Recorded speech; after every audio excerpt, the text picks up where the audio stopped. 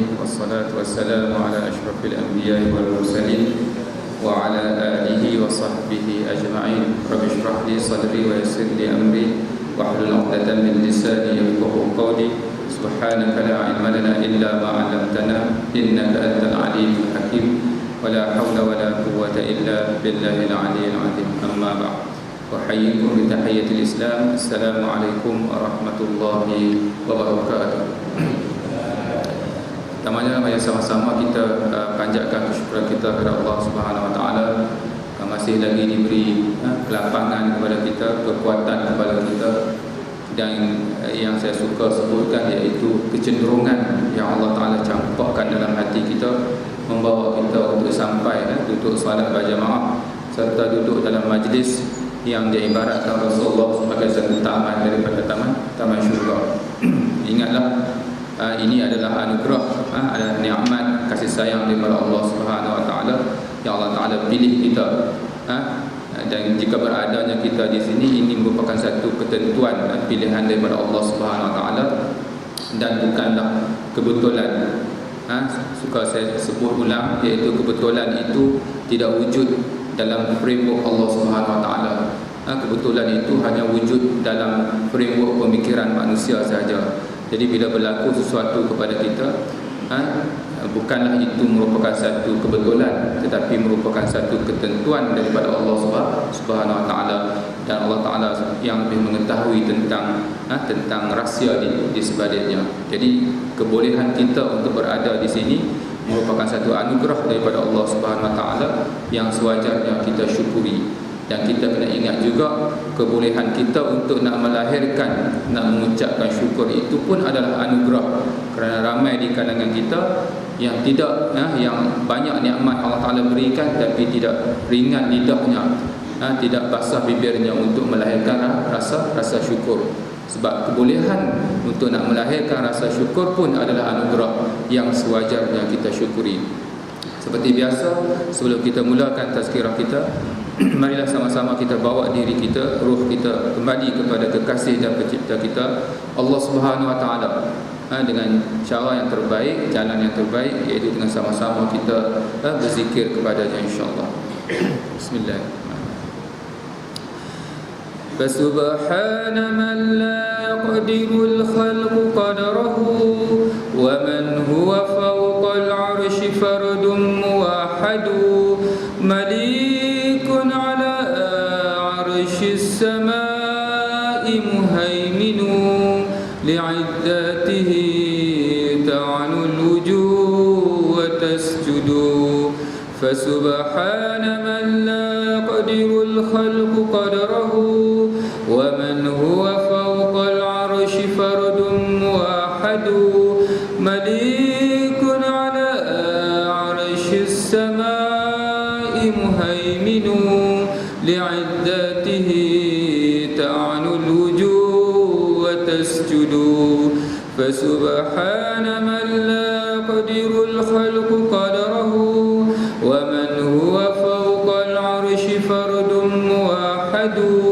مليك على عرش السماء مهيمن لعدته تعنو الوجوه وتسجد حسبي ربي جل الله ما في قلبي غير الله نور محمد صلى الله حسبي ربي جل الله ما في قلبي غير الله نور محمد صلى الله حسبي ربي جل الله ما في قلبي غير الله نور محمد صلى الله حسبي ربي جل الله ما في قلبي غير الله نور محمد صلى الله حسبي ربي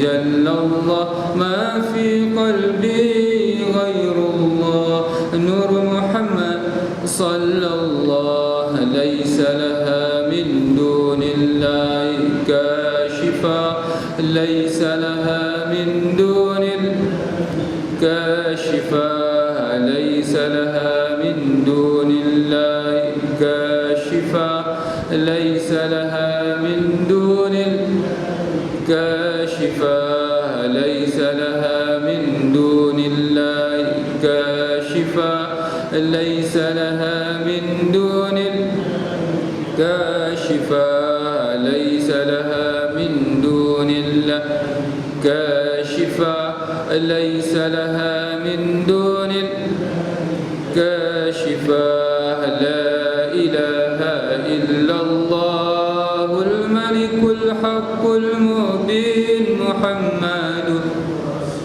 الله الصادق الوعد الآمين لا إله إلا الله والملك الحق المبين محمد الله الصادق الوعد الآمين لا إله إلا الله الملك الحق المبين محمد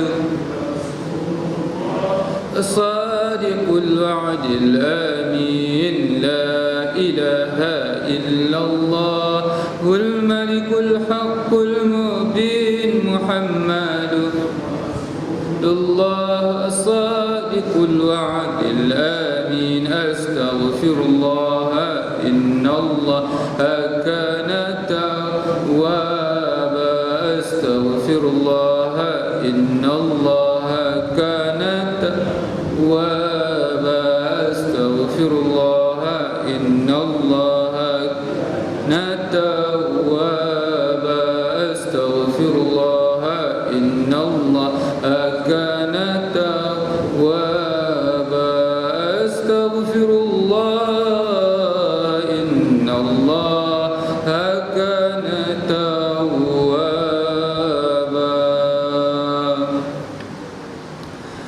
لا إله إلا الله لا إله إلا الله لا إله إلا الله محمد رسول الله يا ذا الجلال والإكرام يا ذا الجلال والإكرام يا ذا الجلال والإكرام أمتنا على لا إله إلا الله لا إله إلا الله لا إله إلا الله محمد رسول الله يا ذا الجلال والإكرام يا ذا الجلال والإكرام يا ذا الجلال والإكرام أمتنا على دين الإسلام لا إله إلا الله لا إله إلا الله لا إله إلا الله محمد رسول الله يا ذا الجلال والإكرام يا ذا الجلال والإكرام يا ذا الجلال والإكرام أمتنا على دين الإسلام. Alhamdulillah, tuan-tuan dan puan yang dirahmati Allah sekalian, insya-Allah kita sambung lagi tazkirah kita. Kita dah habis rasanya bab ar-riya. Insya-Allah kita akan masuk dalam bab yang lain. Dan sebelum kita masuk pada bab tersebut, saya ingin kongsi dengan tuan-tuan dan puan satu perbahasan yang agak penting sekarang ni, iaitu berkenaan dengan apa yang kita panggil sebagai maqasid asy-syariah. Maqasid asy-syariah. Insya-Allah pada sesi yang akan datang kita balik kepada tajuk topik tema perbincangan kita. Hari ini saya nak masuk sikit tentang tajuk ini yang agak penting sekarang ni, di mana-mana orang memperkatakan, masyarakat membincangkan, membahaskan tentang apa yang dipanggil sebagai maqasid asy-syariah. Maqasid ini kita orang Melayu panggil, dapat kat orang Melayu kita jadi maksud ataupun tujuan. Dalam bahasa Arab maqasid itu kata jamak, iaitu yang bermaksud objektif syariah. Jadi kalau kita tengok tuan-tuan sekarang ni banyak perbahasan-perbahasan berkenaan dengan maqasid ini, iaitu contohnya kalau kita tengok dalam isu status amanah saham Bumi Putra misalnya dibincangkan. Sebab apa? Bila mana terdapat pandangan-pandangan yang mengatakan melabur dalam ASB ini haram, maka ramai di kalangan orang Islam yang mengeluarkan deposit mereka. Jadi akhirnya dibawa isu ini dibincangkan di peringkat Majlis Fatwa Kebangsaan, dan akhirnya berdasarkan maqasid syariah inilah, berdasarkan maslahah, iaitu akhirnya difatwakan, dikeluarkan fatwa bahawasanya melabur dalam amanah saham Bumi Putra adalah harus bercanggah dengan fatwa. Ya. Ya. Ya, nanti nak sampai ke situ juga. Baik, nak sampai ke situ ni. Nak sampai. Nak nanti tak sampai lagi. Dan fatwa ini nak sampai bercanggah dengan fatwa Negeri Selangor yang mengatakan melabur dalam amanah saham Bumi Putra adalah haram. Jadi dalam hal ni, maka dalam kaedah fiqh, sesuatu ijtihad ataupun fatwa itu tidak boleh membatalkan satu fatwa yang lain.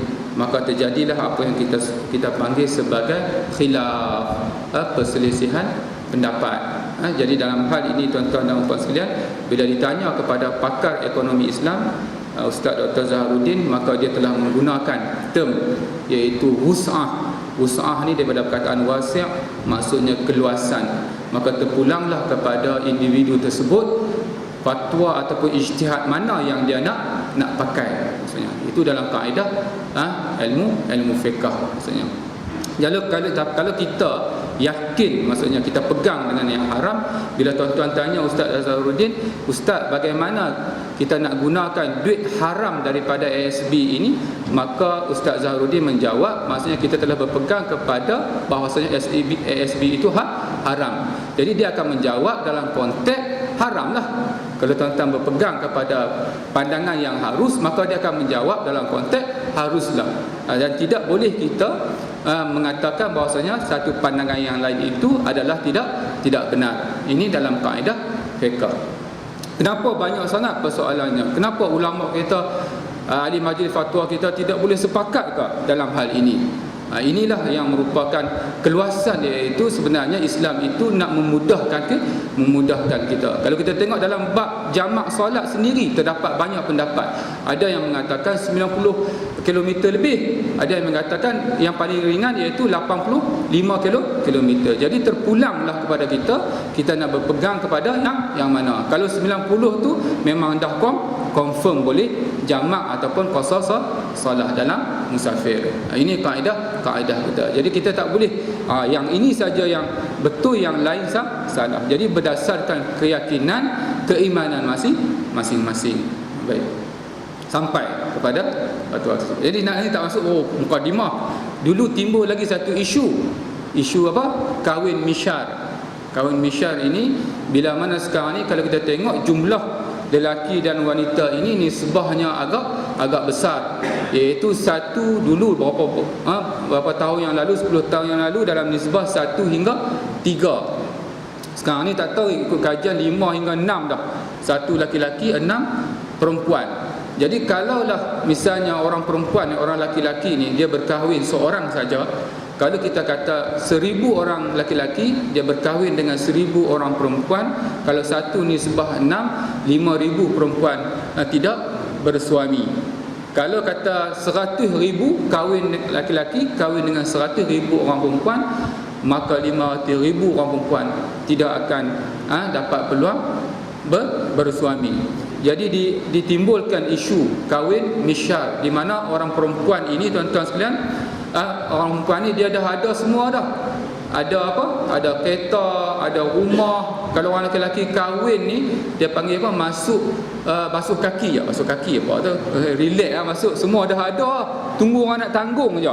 Sebab perempuan-perempuan ini mereka memerlukan untuk nak jadi isteri, tapi tak minta sangat giliran yang strict macam yang biasa yang kita faham lah. Cuma dapat title isteri, boleh datang tengok sekali-sekala, sudahlah maksudnya kan. Tak minta sangat teruk-teruk kan, minta giliran sama banyak tak. Jadi akhirnya dibincangkan juga akhirnya tidak dibenarkan sebab dia membawa kepada kemudaratan. Mungkinlah si isteri tadi ini yang bersetuju jadi suami tanpa banyak permintaan ini, dia boleh buat MOU lah dengan suami ni, sebab ada hitam putih. Tapi bila mungkin nanti dapat anak, anak kata tu MOU dengan mak, MOU dengan saya tak buat pun kan, saya nak giliran saya. Rumah sana kalau dengan anak sana 3 hari, ayah kat sini pun 3 hari.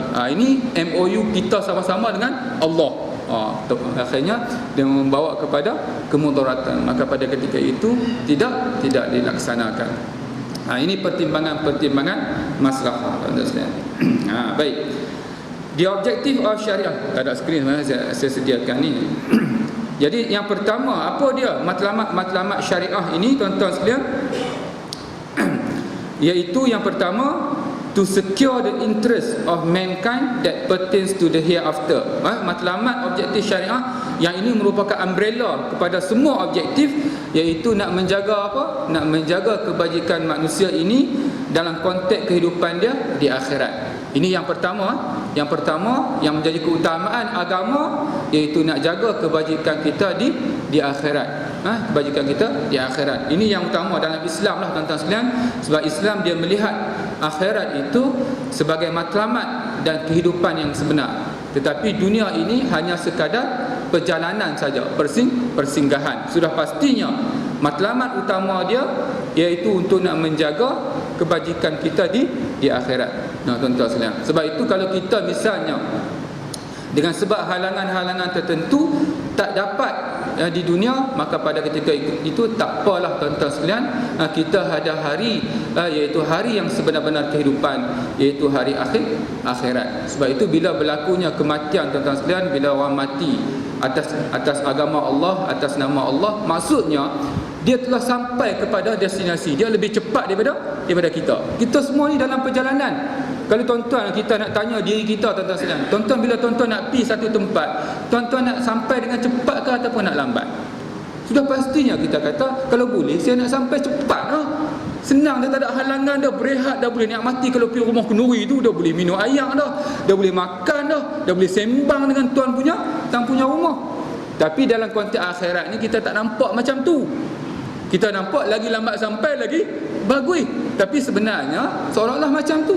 Kita dalam perjalanan, kalau sampai awal, alhamdulillah tuan-tuan sekalian, sampai awal duk tunggu kita kat sana, duk tunggu. Tapi tengok juga how you reach kan.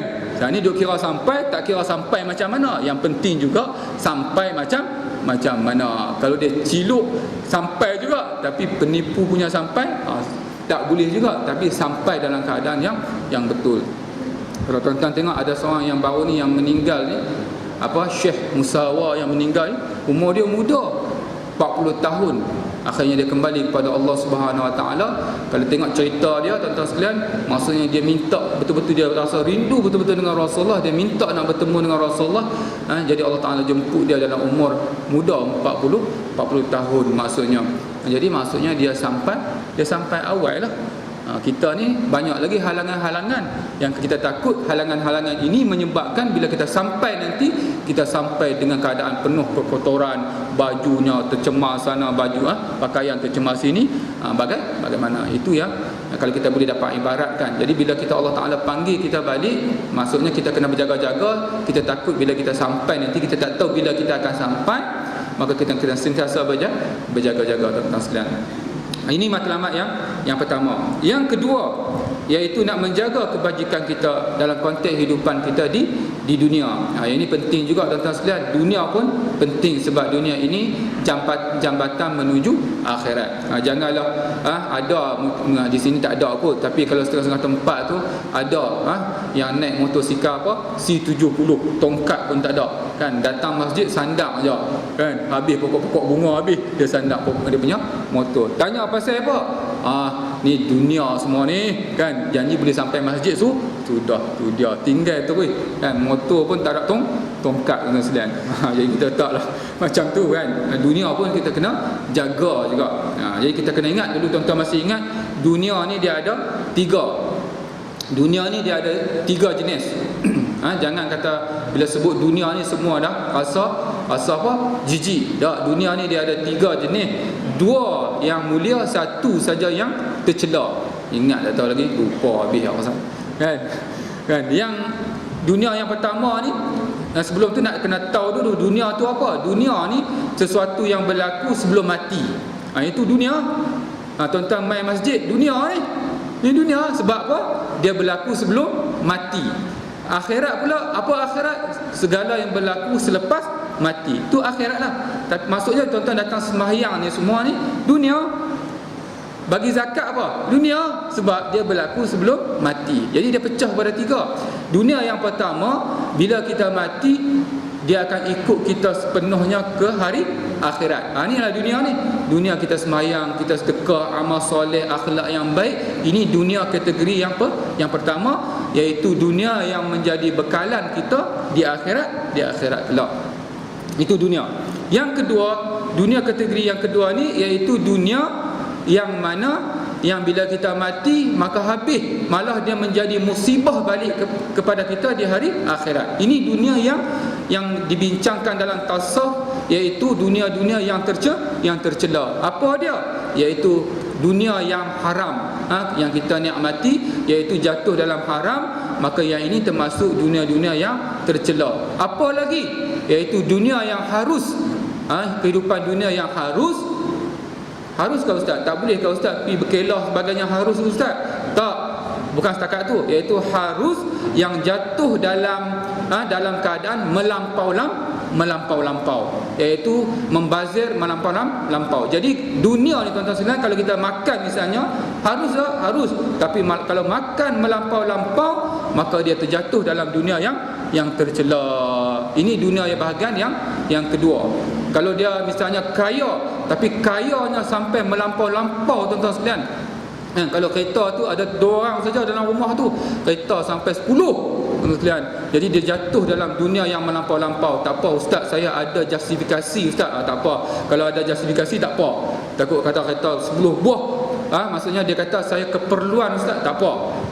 Sebab apa kita kata kita punya keyword di sini iaitu benda harus, tetapi jatuh dalam bab melampau-lampau, maka ketika itu dia terjatuh dalam dunia yang tercela. Dan dunia yang ketiga iaitu dunia yang kita nikmati ini, kereta, kenderaan, rumah ini, dia menjadi support kepada yang pertama, dunia yang pertama tadi, maka dia terjatuh juga dalam kategori yang dunia yang pertama, iaitu yang menjadi sokongan kepada yang pertama. Jadi dua terpuji, hanya satu saja yang tercela, yang Allah Ta'ala minta kita tinggal. Yang pertama yang haram, yang kedua yang harus tetapi jatuh dalam melampau-lampau. Itu saja. Jadi kita faham dunia. Jadi nak kena jaga kebajikan dunia. Kalau tak jatuh yang dalam bahagian dunia yang kedua tu tak apa. Nak pakai kata kita ni tuan-tuan sekalian, kita ni CEO satu syarikat Islam maksudnya. Jadi pakai kereta BMW 7 series, maksudnya perlu sebab apa? Nak image, nanti orang kata apa syarikat ni tak ada credibility, tak boleh nak ada kepercayaan maksudnya. Kadang-kadang itu penting juga dalam ekonomi. Tuan-tuan dalam bidang ekonomi lebih mahir lah. Maksudnya dia sampai satu peringkat keperluan juga. Yang ini sebab itu tuan-tuan sekalian, dalam bab keperluan ni dia satu yang subjektif. Yang itu kita dengan Allah Subhanahu Wa Taala, kalau kita boleh jawab ya Allah ini keperluan ya Allah, maka go ahead lah sekalian. Baik. Who is to determine what is in man interest? Siapa yang nak tentukan keinginan-keinginan kita? Siapa yang layak? Ni persoalannya, siapa yang nak layak Ustaz tentukan keinginan-keinginan kita ni?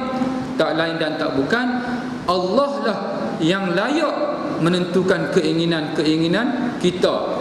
Yang mengiktiraf keinginan-keinginan kita adalah Allah Subhanahu Wa Taala, sebab Dia yang lebih mengetahui tentang apa? Kejadian kita, keperluan kita, keinginan kita. Tapi bolehkah akal kita nak menentukan keinginan-keinginan kita? Maka jawabnya ya, human reason itu boleh, tetapi dengan syarat in light of text, general principle, and should not contradict or violate the text and the general principle. Mestilah tidak bercanggah kalau nak tentukan dengan akal. Ustaz, ini keperluan lah Ustaz, walaupun tak ada dalam Quran dan hadis, ini keperluan, tetapi jaga jangan bercanggah dengan Al-Quran dan hadis. Maka pada ketika itu bolehlah kita menggunakan akal kita. Tapi ingat tuan-tuan sekalian, nak tahu bercanggah dengan tak bercanggah, sebab itu apa-apa pun balik kepada syariah.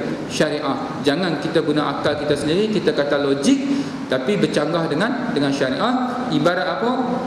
Ibarat saya suka ingatkan, iaitu akal kita ini ibarat kapal terbang, ibarat pilot yang membawa kapal terbang nak pergi kepada satu tempat. Dia tidak boleh sama sekali, walau bijak bagaimanapun, memutuskan hubungan dia dengan menara kawalan. Menara kawalan inilah yang kita panggil sebagai syarak. Iaitu bijak bagaimanapun. Kalau contohnya dia kata, Ustaz, saya Ustaz KL London ni dalam kepala Ustaz 20 tahun Ustaz bawa pilot, saya tahu sangat Ustaz, boleh tak Ustaz saya putuskan hubungan saya dengan menara kawalan? Mampu putus hubungan dengan menara kawalan. Menara kawalan buat laporan, mayday terus kan, jatuh kat mana? Bukan jatuh kat London, jatuh kat laut ataupun hutan mana-mana atas Islam. Itu ibarat akal. Kalau kita putuskan dengan syarak, apa pun balik kepada syarak atas Islam.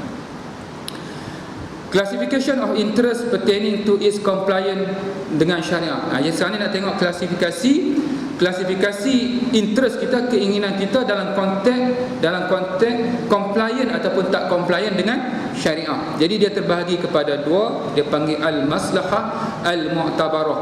Mu'tabarah ni satu keinginan yang diiktiraf oleh syarak. Dia panggil the acknowledged interest. Yang ini keinginan kita tapi dia bertepatan dengan syarak. Dia ada dua. Yang pertama eksplisit. Eksplisit ni direct, jelas dalam Al-Quran, dinyatakan jelas dalam Al-Quran. Contohnya keinginan kita apa? Keinginan kita nak mengumpul harta dengan berdagang, dengan berniaga. Ada dalam Quran ayat? Ada. Wa ahallallahu al-bay', maka diharuskan, dihalalkan oleh Allah berjual beli. Direct dalam Al-Quran. Fankihu ma taba lakum, nak kahwin, keinginan untuk kahwin. Ada jelas dalam Al-Quran. Kahwinlah kamu, jelas. Dan ada yang kategori yang tak jelas. Yang tak jelas ni implisit, tak jelas, tetapi dia ada akar dia, usul dia dalam syarak. Kalau kita tengok tuan-tuan sekalian, banyak sekarang perniagaan sekarang yang tak ada dalam Quran dan hadis. Contohnya kita tengok sekarang ni ada multi level marketing, MLM. Tuan-tuan balik buka hadis tengok Al-Quran, ada tak jumpa, tapi dia punya akar dia ada, usul dia ada dalam Al-Quran, atau yang kita panggil sebagai general principle. Jadi ada dalam Al-Quran. Selagi mana dia tak bercanggah dalam prinsip umum ini, maka hukumnya adalah harus. Jadi bila berlaku unsur-unsur yang mengubah hukum harus ini, maka hukum harus tadi maka berubahlah.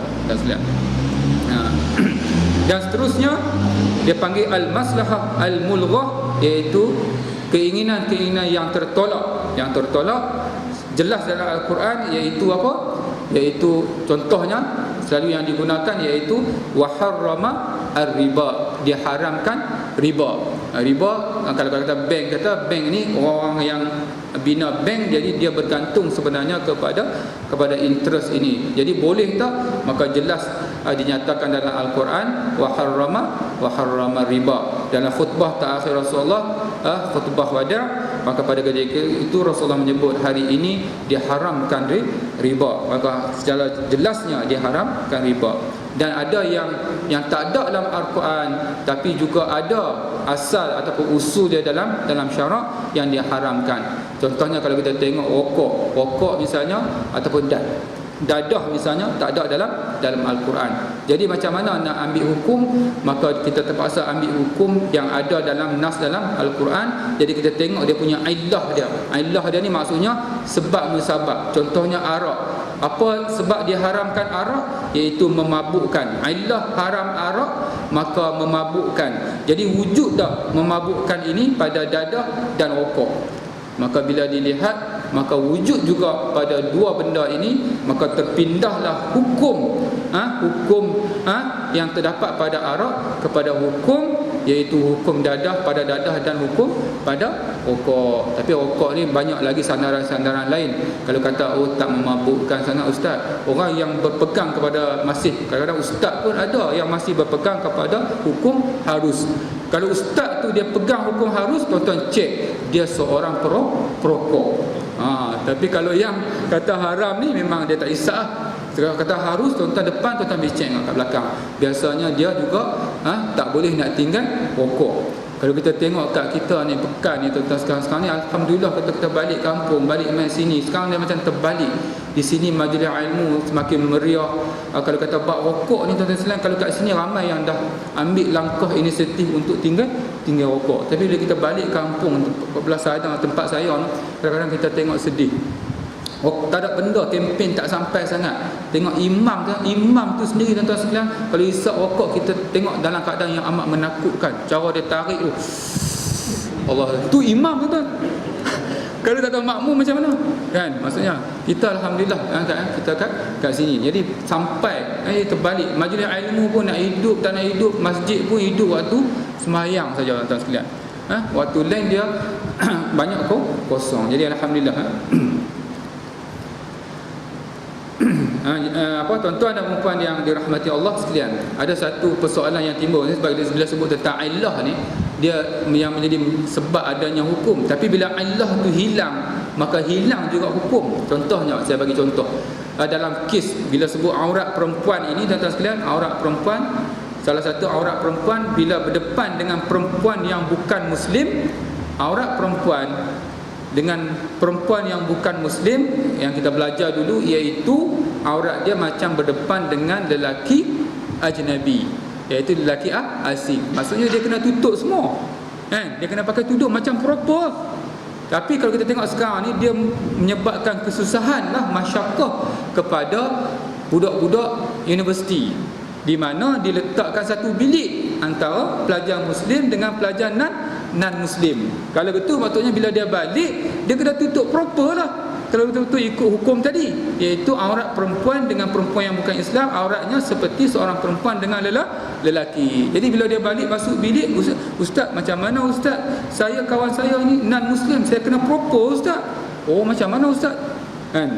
Jadi pada dalam hal ini, maka saya pun rujuk kepada seorang yang pakar dalam hukum hakam ni, fiqh ni. Dia kata kita kena tengok illah dia wujud ataupun tidak. Illah dulu, sebab apa hukum yang macam tu? Sebab dulu orang bukan Islam, perempuan ini bila dia tengok zaman Rasulullah, zaman sahabat, zaman tabi'in, bila dia tengok kecantikan wanita Islam ini, dia balik, dia sebarkan, dia dedahkan, dia buka kepada yang bukan Islam. Maka aib-aib perempuan-perempuan yang disorokkan, aurat-aurat perempuan Islam ini terdedah kepada yang bukan Islam. Jadi adakah illah itu masih wujud sekarang? Adakah pelajar-pelajar yang datang kat universiti belajar, bila dia tengok perempuan Islam, dia balik, dia cerita kepada yang bukan Islam? Tak ada kerja.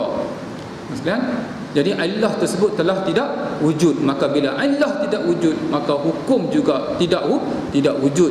Jadi balik kepada aurat seorang perempuan kepada perempuan yang lain walaupun bukan Islam, iaitu sama seperti seorang perempuan kepada perempuan yang lain. Itu untuk nak menghilangkan masyakkah tadi. Lagipun illah sudah terangkat ataupun tidak wujud. Yang seterusnya, nak melihat kepada pentingnya susunan kepentingan, maqasid keinginan ini. Dia ada yang pertama, the necessities. Necessities ni kita panggil ad-daruriyat. Ini nak tengok dari segi, tadi tengok dari segi boleh tak boleh. Sekarang kita bincang tentang boleh, dan boleh ini kita tengok pula tentang hierarki kepentingan dia. Iaitu yang pertama, yang paling tinggi kepentingannya, iaitu kita panggil ad-daruriyat, iaitu the necessities. Kita panggil keperluan. Apa dia punya keyword dia? Keyword dia basic requirement. Ini basic requirement to the survival and spiritual well-being of individuals and societies. Kalau tak ada, dia akan kacau kehidupan kita di segi fizikalnya, di segi rohaninya. Maka pada ketika itu dia terjatuh dalam daruriyat.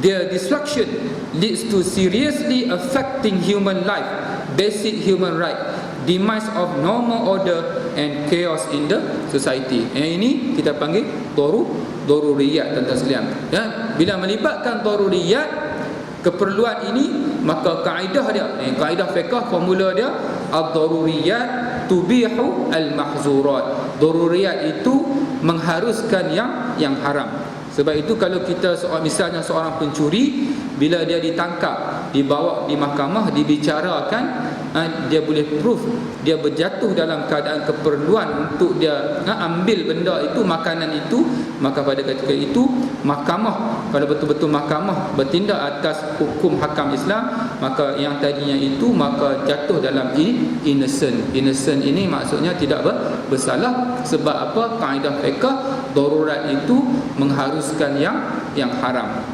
Bila tuan-tuan tanya, ustaz, boleh tak dalam kes Robin Hood macam mana? Kes Robin Hood, dia darurat tak? Kalau tanya saya minta tuan-tuan kalau ada peluang dan ruang untuk berjumpa dengan Robin Hood, tanya dia ni dah jatuh dalam darurat ataupun tidak. Sebab kita tak tahu, tapi saya rasa bukan darurat. Jadi dia mencuri, merompak itu sebab apa? Sebab dia nak ambil harta, nak pulangkan, nak berikan kepada orang yang miskin.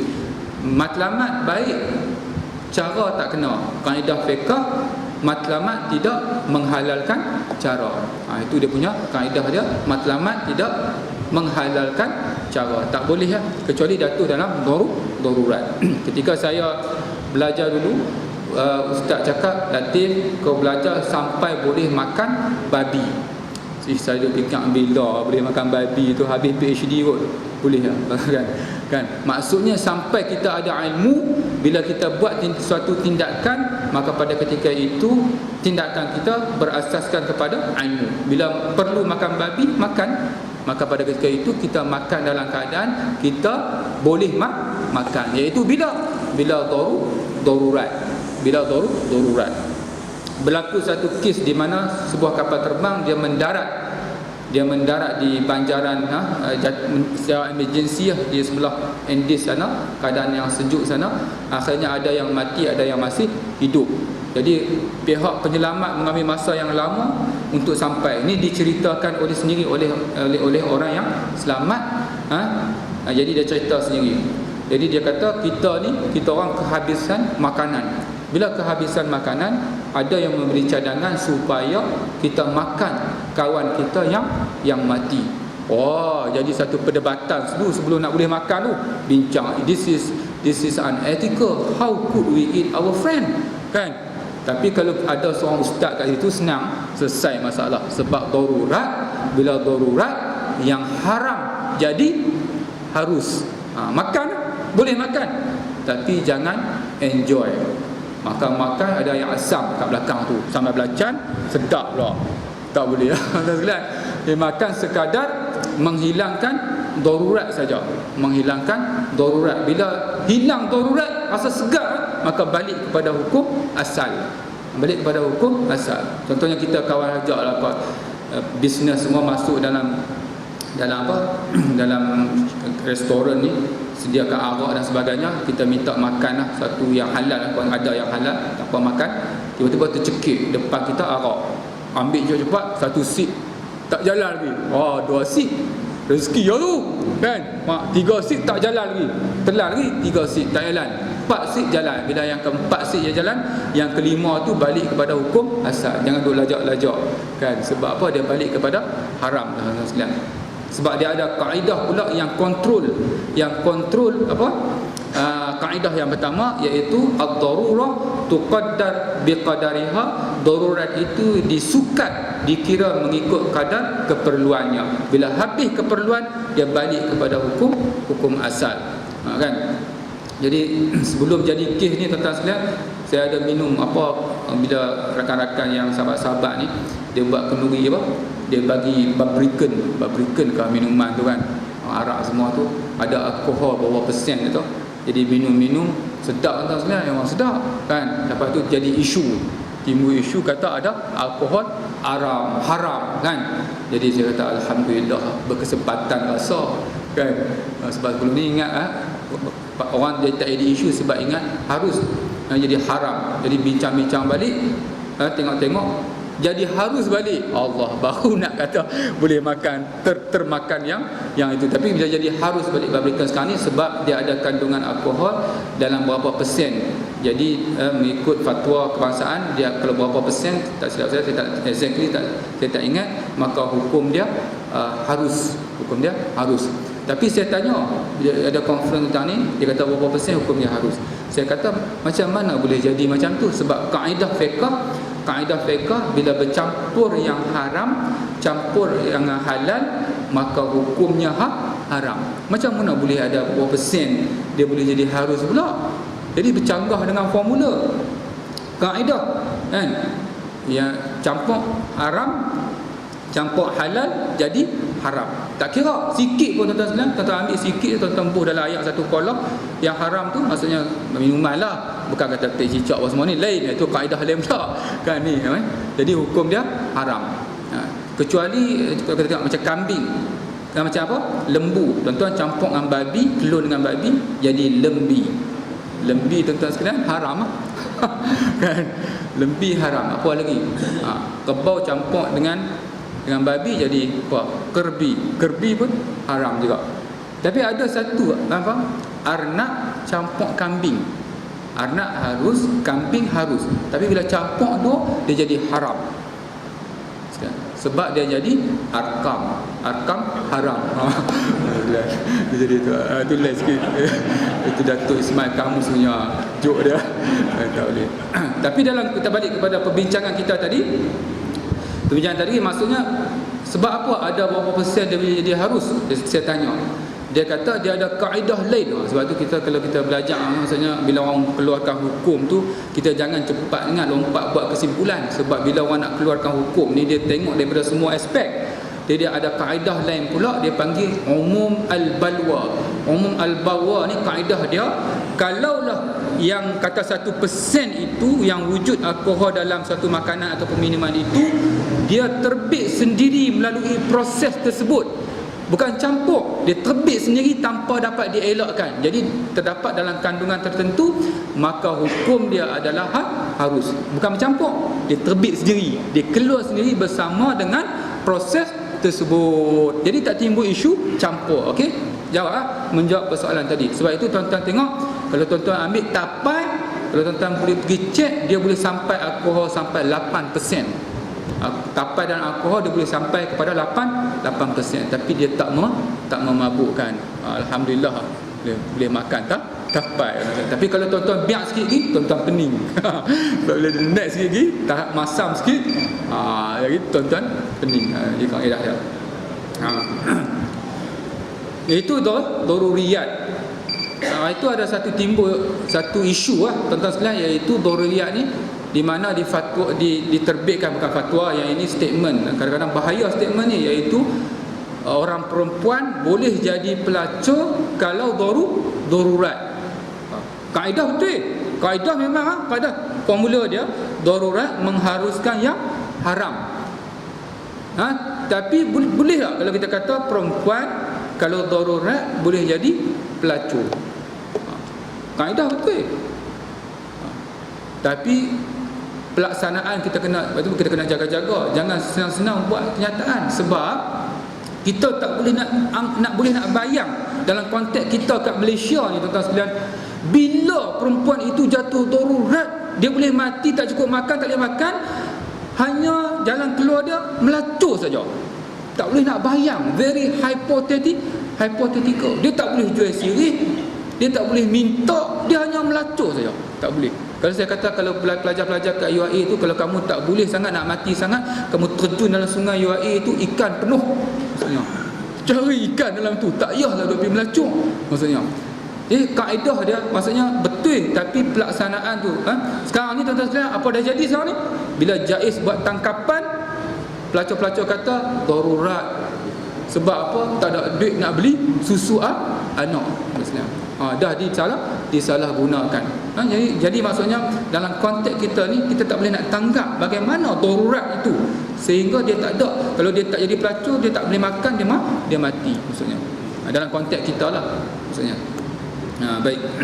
Tuan-tuan dan puan yang seterusnya, iaitu yang kedua, hajiat. Hajiat ni iaitu naik sikit pada daruriyat tadi. Hajiat dan seterusnya tahsiniyat. Tahsiniyat ini dia support kepada hajiat. Jadi daruriyat, hajiat yang dia support, dan yang seterusnya tahsiniyat ni dia apa?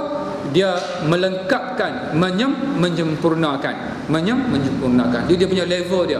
Lepas tahsiniyat, tuan-tuan sekalian, lepas tahsiniyat apa? Daruriyat, hajiat. Kalau saya kata contoh ni tak apa tepat, tapi nak tunjuk, nak bagi faham. Contohnya 24 jam sehari kita perlu makan, saya kata sehari sekali lah daruriyat lah. Kalau tidak kita tak boleh nak buat kerja apa semua. Okey, daruriyat makan sehari sekali. Kalau boleh makan sehari 2 kali, hajiat 2 kali. Hajiat. Dan kalau boleh makan 3 kali sehari, tuan-tuan sekalian, kita panggil apa? Tahsiniyat. Elok selesa sangat makan sehari 3 kali. Kalau sehari sampai 7 kali, kita panggil apa? Daruriyat, hajiat, tahsiniyat dalam Islam ada 3 ni lah. Kalau sampai 7 kali, saya tambah lagi satu Ustaz. Saya panggil bazirat, iaitu membazir, tuan-tuan sekalian. Daripada makan banyak-banyak, bagi kepada orang yang tak cukup makan. Jadi membazir. Dan yang terakhir sekali, bila kita berhenti, dia punya bila sebut objektif syariah ni, dia ada 5, tuan-tuan sekalian. Dia ada 5, iaitu dia susun mengikut keutamaan dia. Yang pertama iaitu agama, yang kedua nyawa, yang ketiga akal, yang keempat nasab, yang kelima harta. Ni dia punya keutamaan dia. Objektif syariah ada 5. Tak tahu tuan-tuan nak tambah, tapi setakat ni ulama-ulama berpuas hati lah dengan 5 ni. Kalau tuan-tuan boleh tambah, hebat kan? Hebat. Dia ada 5. Pertama, jaga agama. Yang kedua, jaga nyawa. Ni susun ikut ni. Jangan duk ubah-ubah pula, jangan duk tunggang langgang. Jaga akal yang ketiga, yang keempat jaga nasab, yang kelima jaga harta. Kalau orang masuk rumah kita, pencuri masuk, kalau dia tanya, kalau dia tak tanya pun tuan-tuan sekalian faham dia kata apa? Nak bagi apa? Harta atau nyawa? Sekarang ni kita tengok balik maqasid syariah. Harta atau nyawa, nak bagi yang mana? Harta duduk nombor 5, nyawa duduk nombor 2. Bagi harta. Bagi harta. Sebab nyawa lebih utama daripada harta. Ustaz, ada orang kata, Ustaz, kalau kita pencuri masuk, kita mati mempertahankan harta kita, Ustaz. Mati syahid, Ustaz. Oh tuan-tuan, Islam ni agama untuk orang cerdik, bukan agama untuk orang bodoh. Kan? Jangan pakai ambil macam tu saja. Kan, kalau dah masuk dengan 4 machine gun ni, 2 pi lawan, mati syahid apa? Mati katak.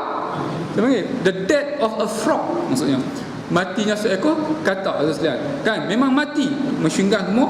Dia tanya, nak bagi harta ke nak bagi nyawa? Kita duduk lawan juga, mati katak itu boleh consider suicide attempt, maksudnya bunuh diri. Tapi tuan-tuan sekalian, kalau masuk dalam rumah kita tu, kita boleh makan. Kita badan macam hak organ. Masuk tu drug addict, badan kurus. Kan? Nak bagi harta atau nyawa? Dia tanya kita. Kita kata kita gelak. Kau. Harta atau nyawa? Kita ambil, dia boleh planting. Tapi kita terlupa, tuan-tuan sekalian, dia semua tali pinggang ada. Warna apa tak ada. Semua tali pinggang ada. maka kita mati kerana mempertahankan harta kita, baru mati syahid. Sebab itu mengaji bagi habis. Jangan pakai dengar tu amat. Sebab itu kita kena jaga tuan-tuan. Sebab itu tuan-tuan sekalian, kalau tengok balik, jaga nasab.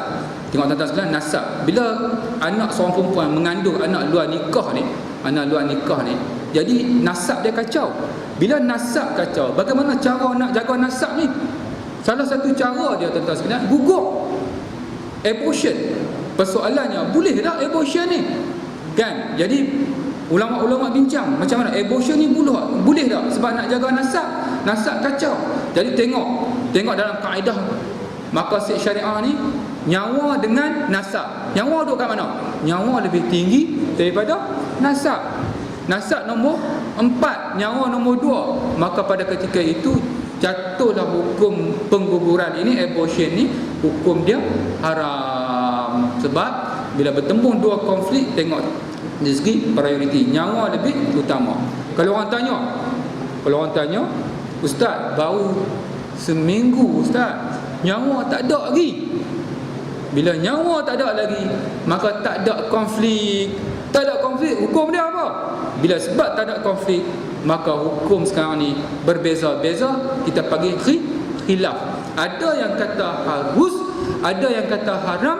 Tetapi pandangan majoriti, jumhur ulama berpendapat hukum menggugurkan anak adalah haram. Sebab apa? Sebab antaranya iaitu dia menggalakkan budaya zina di kalangan remaja, di samping negatif side effect kepada orang-orang yang melakukan pengguguran tersebut. Macam komputer tuan-tuan sekalian. Tapi sekarang komputer sekarang canggih kot. Tak ada. Dulu komputer kalau kadang-kadang bila dia ada masalah, dia keluar kat skrin. Do you want to abort? Tapi tak pernah nampak dah. Tak keluar dah. Canggih kot. Do you want to abort? Bila dia tanya soalan tu, komputer kita ada masalah. Jarang dia tanya. Tapi bila dia tanya tu, komputer memang bermasalah besar. Do you want to abort? Nak abortion tak? Yes. Lepas sejam buat kerja, tek keluar lagi. Do you want to abort? Klik pula. Lepas tu, lepas 2-3 kali dia keluar kat skrin, fatal error, please reboot. Maksudnya kan, itu komputer. Kalau ni rahim, ngandung, pregnant, zina, pregnant, abort. Zina, pregnant, abort. Zina, pregnant, abort. Lama-lama fatal error, please. Nak kata apa? Rosak habis rahim. Kalau komputer boleh reboot, hantar kawan ni. Kalau rahim, sebab itu maka kekal hukum dia adalah haram. Ini sebuah sikit, iaitu apa yang kita panggil perbincangan dalam apa, iaitu dalam maqasid syariah. Kalau kita tengok suicide bomber, how to understand their mind. Dia kalau nak balik kepada ni tuan-tuan, nak faham suicide bomber ni sebab apa dia korbankan diri dia kerana agama. Sebab agama paling tinggi, nyawa nombor 2. Jadi dia sekarang ni mengorbankan diri kerana agama. Saya bukan kata boleh ataupun tak boleh, tapi nak faham mentaliti suicide bomber. Dalam hal suicide bomber ni, kita balik kepada fatwa yang Yusuf Qaradawi, iaitu hanya dibenarkan dalam konteks Palestin saja. Bali and London bombing tak boleh, sebab dia melibatkan orang awam. Kecuali dalam kes Palestin saja dibenarkan suicide bombing. Sebab kita tuan-tuan sekalian, kita bukan, agama kita ni bukan berdasarkan kepada revenge, bunuh, maksudnya balas dendam. Tak, kita ni buat ikut peraturan. Kalau satu orang tu dia bunuh keluarga kita kata logik kita bunuh keluarga dia. Tak, kita bukan, agama kita bukan macam tu. Maksudnya orang yang bunuh itu saja yang berhak dibunuh. Sampai dalam satu peringkat kita dalam agama kita ni tuan-tuan sekalian, kalau kita tentera pun bila kita tangkap dia ni, perang kita tangkap, kita nak bunuh dia tunjuk surat cuti MC. Tak boleh bunuh dah. I'm on leave MC. Check tak? Pelik kan? Pada ketika itu pun dah tak boleh nak nak bunuh, sebab kita bukan berasaskan kepada dendam. Maksudnya kita buat sesuatu ikut apa keharusan yang diberikan oleh syarak. Jadi itulah sebab sikit untuk kali ini, insya-Allah yang baik daripada Allah Subhanahu Wa Taala, dan yang taufik itu dari kelemahan diri saya sendiri. Saya sudahi dengan billahi taufiq wal hidayah. Wassalamualaikum warahmatullahi wabarakatuh.